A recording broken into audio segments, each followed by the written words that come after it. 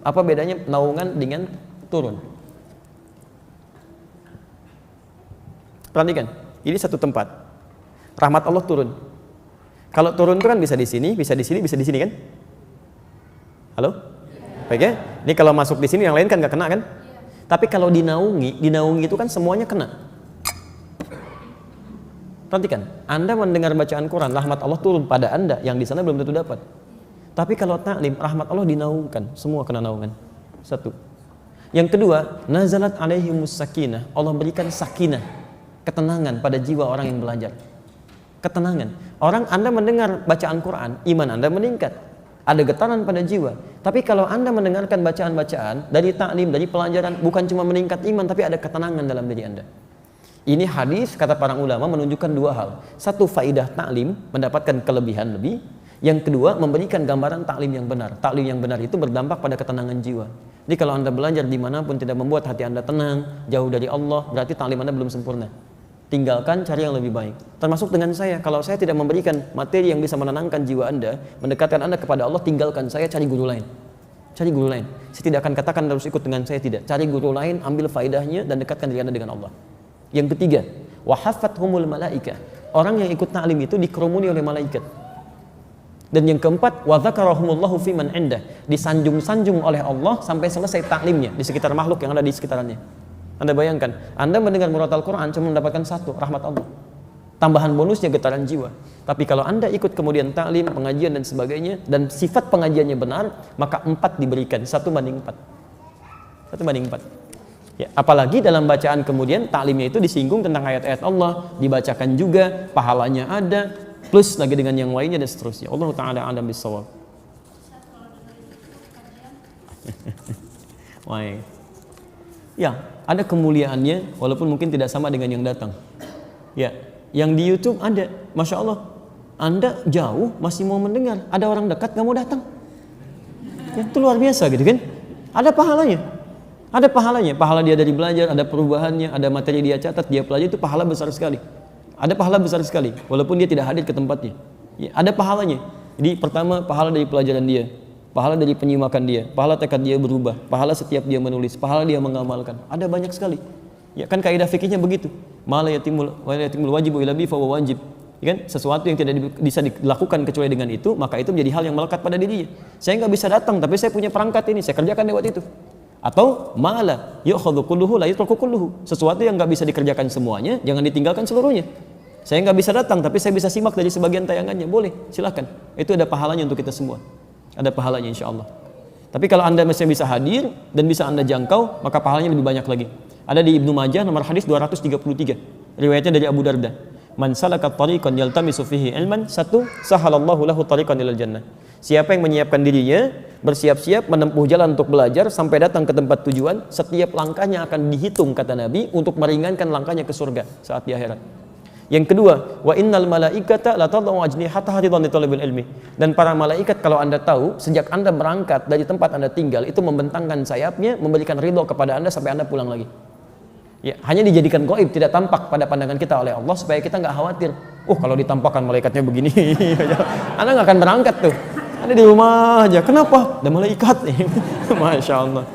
Baik ya. Baik, itu belum selesai. Dan kemudian yang ketiga, seluruh penghuni langit dan bumi sampai hatal hitan allati fil bihar, sampai paus-paus hiu-hiu yang ada di lautan, yastaghfirun li talibil ilmi, memohonkan ampunan kepada Allah untuk para penuntut ilmu. Jadi saat kita belajar ini, Anda jangan kira ya semua ahli langit dan bumi yang beriman kepada Allah, bahkan hewan-hewan itu memohonkan ampunan untuk para penuntut ilmu. Tapi bukan yang biasa yang mau merubah dirinya untuk lebih dekat dengan Allah Subhanahu wa taala. Jadi bukan pelajaran-pelajaran yang menjauhkan Anda dari Allah. Hati-hati. Anda ngaji, tapi dalam pelajaran itu Anda diminta menjauh dari Allah. Semua agama sama, kita mesti menyamakan. Nah, itu bukan, itu nggak ada manfaatnya. Ada keburukan di situ. Paham ya? Baik. Makanya hasil orang taklim benar itu dengan yang tidak benar itu lain. Kalau orang taklimnya benar walaupun banyak macet, nggak ada begitu pulang halangin ambulan misalnya, itu nggak ada. Ya, pasti baiklah, semuanya baik. Jadi saya tidak ingin ada orang-orang yang belajar kemudian, apalagi belajar dengan kita sama-sama nyakiti orang lain. Tidak boleh ada. Tidak boleh ya. Jadi, walaupun Anda parkir nanti berikan kesempatan supaya berangkat dengan baik dan sebagainya. Ada yang mencela, balas dengan kebaikan. Ya, jangan diolok-olok. Yang salah itu perbuatannya bukan orangnya. Ya, Anda tahu Firaun? Tahu, kita dengar di Quran disebutkan namanya Fir'aun, zalimnya luar biasa. Tapi pernahkah Allah menyebutkan nama aslinya? Tidak. Inisialnya aja. Fir'aun kan dari Faraoh, raja Mesir. Gak pernah disebutkan namanya. Karena yang salah bukan namanya, yang salah perilakunya.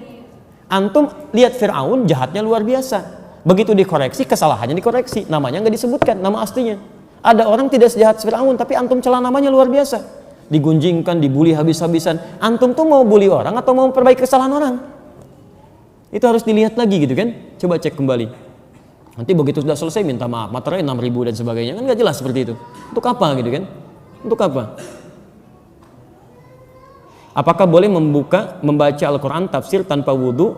Taib. Dalam konteks ini, Imam An-Nawawi dalam kitab At-Tibyan fi Adab Hamalatil Quran, kalau punya kitabnya yang asli warna kuning, terbitan Darun Nafais, halaman 34. Ya, ada di posisi paling kiri di pertengahan paragraf kedua, baris pertama. Ittafaqal ulama, semua ulama sepakat. Ingat, semua ulama sepakat. Lihat.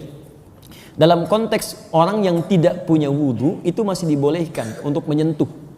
Ya, menyentuh misalnya mushaf atau ingin membaca, walaupun itu bukan yang utama. Walaupun bukan yang utama. Di utamanya Anda punya wudhu. Jelas ya? Tapi kalau haid itu beda. Ya, ala annal haid, bahwa orang perempuan yang tengah haid itu kalau untuk nyentuh boleh, mushaf boleh, tapi untuk baca itu yang tidak diperkenankan. Jelas ya? Walaupun di sini ada perbedaan pendapat ulama, tapi yang paling rajih dari jumhur ulama, yang paling rajih untuk perempuan yang haid untuk baca Quran itu tidak diperkenankan. Karena kalamullah itu suci, keadaan dirinya belum suci. Tapi kalau dia mau mendengarkan tafsir itu boleh, baca tafsirnya, ya, baca tajwidnya boleh. Kalau baca Qurannya tidak, dia menunggu sampai sucinya. Makanya saya sarankan pada perempuan-perempuan, ibu yang dalam keadaan belum suci, ibu misalnya, maaf, bisa atur waktu. Saat suci ibu baca Qurannya, saat dalam keadaan sedang haid ibu baca tafsirnya, tajwidnya dan sebagainya, fikihnya, itu masya Allah. Dan berita baiknya, ketika ibu beramal dalam keadaan sucinya, kemudian saat sedang tidak suci amal itu nggak dikerjakan, itu otomatis pahalanya tetap mengalir, Bu. Anda baca Quran satu hurufnya berapa? 10. At-Tirmidzi nomor hadis 2910. Man qara'a harfan min kitabillah falahu asyru hasanat. Siapa yang baca satu huruf dari Al-Qur'an kitabullah dapat 10 kebaikan. Ibu baca saat suci. Begitu saat haid ibu nggak baca, ibu baca tafsirnya. Itu pahala kebiasaan ibu baca Al-Qur'an dituliskan seketika, sempurna pahalanya. Dituliskan. Setiap yang biasa dalam keadaan sucinya. Itu hadisnya sahih. Ya, hadisnya sahih. Baik, ibu ambil contoh. Para ulama di sini berhukum ketat, Bu, ya. Kalau ibu contohkan, tidak jangan mengambil dari ayat-ayat Qur'annya. Atau ada yang kedua, memberikan solusi, tidak diniatkan untuk membacakannya, tapi diniatkan untuk mengajarkannya, bukan dalam konteks membaca. Ada yang ngambil jalan tengah itu. Baik ya. Allahu taala a'lam bissawab. Sebentar ya, saya bacakan di sini supaya teratur bacanya. Ya, nanti ibu angkat, sana angkat, sana angkat, sana angkat, saya pulang. Bismillah. Bagaimana kalau di sini tanpa jilbab, ya? Teruskan tanpa jilbab. Tidak ada aturan yang mengatur itu, tapi kalau dalam adab itu yang sempurna dibacakan dalam keadaan yang baik. Ya, yang perempuan berwudu dulu dan kenakan jilbab yang baik, menghadap ke arah kiblat. Itu adabnya ada. Kitab Imam An-Nawawi itu bagus sekali mengaturnya. Sehingga ketika kata para ulama itu begini, rasakan ketika membaca Quran seperti benar-benar Anda membaca kalam Allah, firman Allah. Rasakan Allah melihat kita. Apakah Bapak Ibu nggak senang dilihat Allah dalam keadaan yang terbaik? Yang terbaik. Dilihat manusia dandan gitu kan? Kenapa dilihat Allah dalam keadaan yang biasa-biasa saja? Paham ya? Jadi kalaupun ada kebolehannya, tapi yang utama dalam penampilan terbaiknya. Itu poinnya. Apakah boleh sholat tahajud setengah jam sebelum subuh? Boleh. Boleh, setengah jam sebelum subuh boleh. Yang tidak boleh itu setengah jam setelah sholat subuh. Nah, itu tidak boleh. Baik, cukup dulu ya. Kami harus segera kembali karena saya nanti akan live dalam sesi Al-Quran Sunnah Solution. Yang belum terjawab di sini ada 1 atau 2. Insya Allah nanti dijawab dalam sesi Quran Sunnah Solution ba'da maghrib. Tersambung live lewat Akhir TV dari Masjid Al-Ihsan PT MPJS di Bekasi.